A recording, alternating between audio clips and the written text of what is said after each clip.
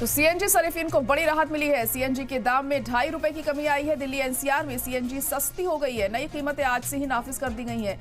नोएडा में 1 kilo CNG की कीमत अब ₹78.70 होगी। दिल्ली में 1 किलो सीएनजी की कीमत अब ₹74.09 होगी। तो बड़ी राहत सीएनजी इस्तेमाल करने वालों के लिए कि ₹2.5 कम किए गए हैं सीएनजी के दामों में और दिल्ली एनसीआर में सीएनजी सस्ती की गई है। नई कीमतें आज से ही नाफिज कर दी गई हैं। नोएडा में 1 किलो सीएनजी की कीमत अब ₹78.70 होगी।